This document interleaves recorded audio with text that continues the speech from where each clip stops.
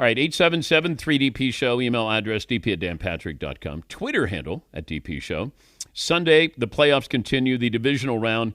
It'll be the Rams going to Philly to take on Saquon and the Eagles. The winner one step away from the Super Bowl. Coverage begins on NBC and Peacock at 2 Eastern. You can watch us on Peacock. Thank you for downloading the app. And we say good morning to our radio affiliates, over 400 around America. Mike Florio's book, it's an e-book, and it's now just 99 cents on Amazon. Father of Mine, Son of Mine, and On Our Way Home. And I'm guessing A.J. Brown on the sidelines, that would be great. Product placement, Mike, if he's reading your book on the sidelines this weekend. We're going to Philly, and I'm taking it with me. And I'm going to sneak over to the bench. I'm going to skirt past Big Dom. I've got Sims and Devin McCourty ready to create a diversion, and I'm going to put it in the right spot. And I'm hoping that we have that same jarring moment that we had. And I was watching it live, and I'm like, what the hell? He's got a book. And it was awesome. I always promote reading. 99 cents. Can't find anything cheaper than that. Can't get this for 99. Only the ebook. This, paper ain't free. But I want to get this in A.J. Brown's hands, and I'm taking it to Philly. It might get a little wet because it's going to snow now, but that's okay. What are you being told weather-wise? I know Kansas City will be cold. There's the chance for snow in Philadelphia, maybe in Buffalo as well. Well, the thing about weather forecasts, and I don't mean to indict the entire industry, but it seems to me the only weather they ever get right is yesterday's. But at the same time, it's moving towards snow.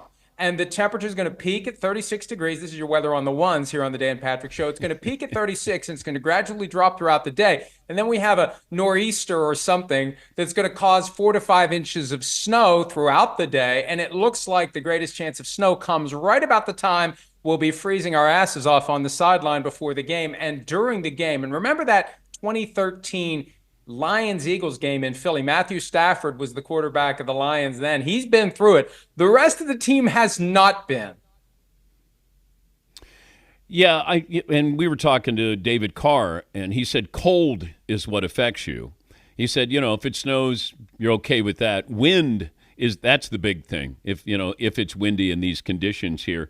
And I was just talking about, I kind of stumbled on this last hour where I said to David Carr, it feels like the Lions have more pressure on them than anybody else, including the team trying to three-peat in the Kansas City Chiefs. You're going to lose your coordinators, probably. You had your opportunity last year. These windows close, and it just feels like they have the spotlight on them shining a little brighter than anybody else. Your thoughts? Yeah, when you talk about yourself as a team of destiny, that just amps it up even more. Now you're coming in as 8.5-point favorites against a team that feels more – if you watch – the outcomes of some of these Commanders games, it feels like destiny's on their side, not your side. And the challenge, I think, for Dan Campbell and the Lions, because they've crafted this identity in being aggressive and going for it, and just that's who we are. You don't even wonder anymore when it's fourth and anything less than 5. But, man, when you get into single elimination, you have to wonder, are there moments where you should set aside who you are and work the circumstances toward winning the game? I go back to the NFC Championship. They're up 17 at the half. The 49ers get a field goal to cut it to 14 on the first drive of the third quarter. They get in position to put it back to a 3-score game and really put the clamps on the 49ers, but they went for it because that's what we always do. And that's fine as long as it works. When it doesn't work, it opened the door for the comeback, and they came back and they knocked out the Lions. Will Dan Campbell pivot from the nature of the team in the right moment to preserve a win? And when you're talking about a team like the Commanders that thrives on close games, it introduces even more risk if you are caught in this idea of, do we go for the kill here or do we play it conservatively? And maybe with the Commanders, you could make the argument it is the smart thing to do to go for a knockout whenever you can get one. We're talking to Mike Florio, Pro Football Talk. You can see that show preceding hours on Peacock. Why is the coaching carousel slowed down? Because there's only 2 guys who are no-brainers going into it, Mike Vrabel and Ben Johnson. Now, with Ben Johnson, the question is there a spot where he is willing to go and give up this opportunity to be part of an emerging juggernaut in Detroit? And also, not every guy wants to be the guy at the front of the room. I've heard that Ben Johnson relishes his current role as mad scientist, coming up with all these trick plays, running the offense, and not dealing with the pressure of being the head coach. Look at what Dan Campbell has to deal with. I mean, he got doxxed. They had people show up at his house. When you're the offensive coordinator, that doesn't happen. When you're the head coach, that happens. And alignment has been the word most associated with Ben Johnson. He wants alignment with the front office. So you look at some of these jobs where there's a GM that maybe isn't going to be as aligned. And then you look at the Raiders, where 2 days after they fired the head coach, they cleared out the GM. The alignment is more likely going to be in Vegas if he chooses that job. And all indications when you talk to people around the league are the Raiders really want him. The question is, does he want to leave the Lions for anyone, specifically a Raiders team that needs a lot of help to become a contender? Yeah, I wondered about this. That does he stay? I don't know how many assistant coaches, Mike, and you probably have a better handle on this, coordinators who realize that they aren't head coaches or that maybe they don't want to be head coaches. And I'm just throwing that out there. I don't have any numbers to back that up. It feels like that's the natural progression. But yeah, as I've said many times, the audience is tired of hearing it. Not every coordinator is meant to be a head coach. Well, and the other thing too, Dan, when you're a coordinator and the window opens for you to be a head coach, some guys feel like they'd better jump through it now because it might close by next year. Johnson has the confidence, and it's backed up by having a great team on the field that he's working with, that the window is going to stay open.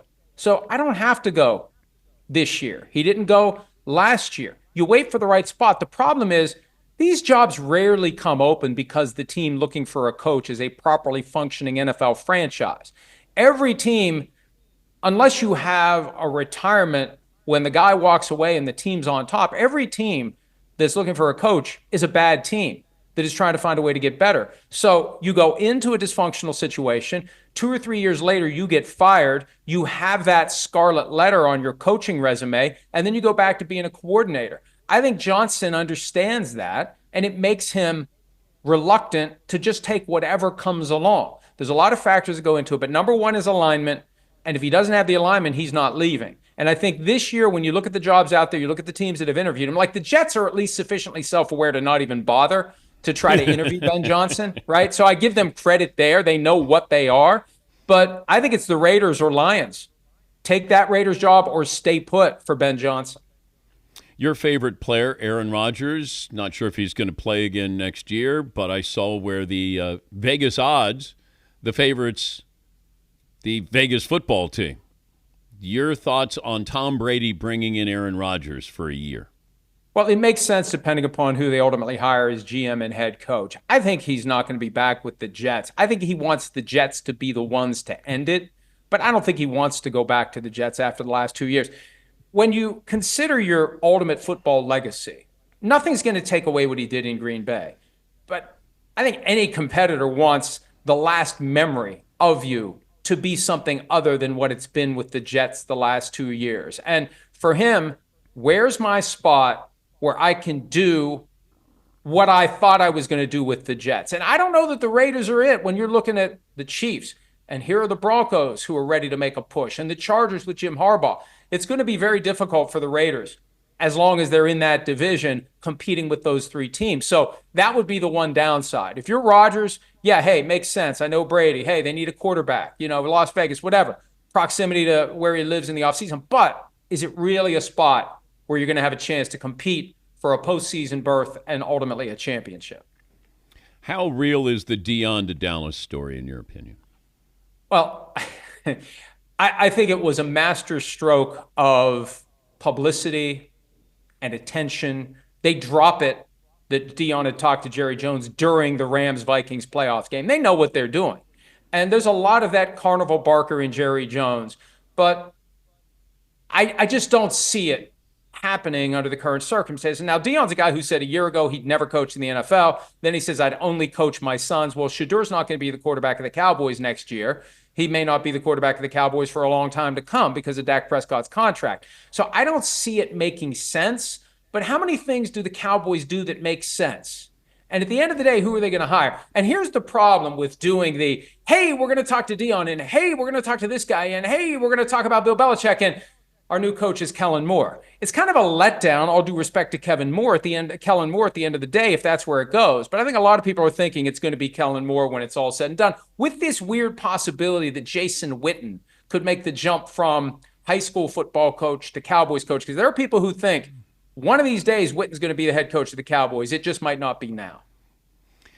Yeah, but he made that jump to broadcasting, and that didn't go well for Jason Witten. I would think it would be a tougher jump from high school football to coaching the Cowboys. See, oh my God, you're right, though, Jerry. Right, Dan. It's not. Yeah. I mean, is it really a coveted job? Is it really? When you go to Dallas, you have to accept the fact that Jerry's the one who's shopping for the groceries, that Jerry's going to do 2 radio spots a week that are going to make headlines during the season, that he's going to do a post-game media scrum that's going to outshine your post-game press conference. You got to be ready to deal with that if you're a head coach. And a lot of these guys who want to be the head coach don't want Jerry Jones to be the face and voice of the team. Well, I don't think being the coach of the Cowboys means as much as it once did 30 years ago. I still think being the quarterback of the Cowboys still means an awful lot. But that's the problem I have with this job. No matter who takes the job, you got a 32-year-old injury-prone, immobile quarterback who's owed over $230 million guaranteed. That's not something I want to walk into.